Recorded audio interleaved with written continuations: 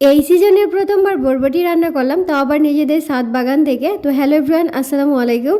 তো আজকে হচ্ছে গিয়ে বরবটি রান্না করছি। ছাদে গিয়ে দেখলাম বেশ ভালো রকমের মাশাআল্লাহ বরবটি হয়েছে। তো আমি এক মুঠের মতো পেরে নিয়ে আসছি, আর বাকিগুলো হচ্ছে গিয়ে ছোটো। আর সাথে হচ্ছে গিয়ে দুইটা বড় সাইজে আলু কেটে নিয়েছি, যেহেতু বরবটি পরিমাণে কম এই জন্য হচ্ছে গিয়ে আলুটা দেবো। আর আলু হচ্ছে গিয়ে এমন একটাই সবজি যা সব কিছুর সাথেই যায়, এই জন্য আমি সব কিছুতে আলু দিই। আর আলু খেতে তো আমি খুবই পছন্দ করি।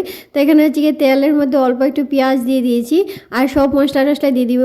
একেবারে কম মশলা দিয়ে আমি রান্না করছি, আর গরমকালে আমি সবসময় একটু হালকা পাতলা রান্না করি।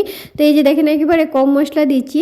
আর যেদিন একটু বেশি গরম পড়ে ওই দিন হচ্ছে গিয়ে আমি খুবই অল্প স্বল্প রান্না করি। মেহমান আসলে আলাদা বিষয়, মেহমান আসলে তো রান্না করতেই হবে। তো আমার মশলাটা কষানোর পর হচ্ছে গিয়ে আমি আলুটা দিয়ে দিচ্ছি, যেহেতু আলু আমি বেশ বড় করে কেটেছি এই জন্য। তারপর হচ্ছে গিয়ে বরবটি দিচ্ছি, আর ফ্রেশ সবজি কালারটাই অন্যরকম দেখেন।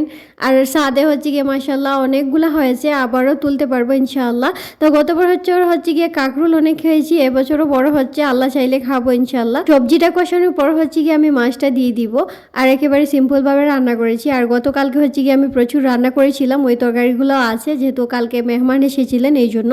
তো মাছটা দিয়ে হচ্ছে গিয়ে আমি ঝোলটা দিয়ে দিব। তো আজকে হচ্ছে গিয়ে পাতলা ঝোলটা রান্না করছি। তো এবারে হচ্ছে গিয়ে নাগামরিচ দিচ্ছি, আজকে হচ্ছে গিয়ে কাঁচামরিচ দেইনি।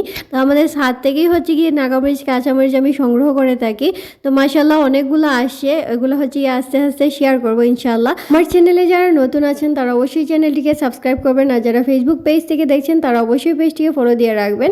তার এই যে এখানে আমার তরকারি ফাইনাল লুক, একেবারে পাতলা ঝোল, আর খেতে কিন্তু মাশাল্লাহ অনেক ভালো হয়েছিল। ফ্রেশ সবজি বা মাংস সবকিছু খেতে কিন্তু ভীষণ ভালো লাগে। তো আজকে তরকারিটা কিন্তু একেবারে হালকা ঝোলের মধ্যে অনেক ভালো হয়েছিল। তো আজকে এই পর্যন্তই, আল্লাহ হাফিজ।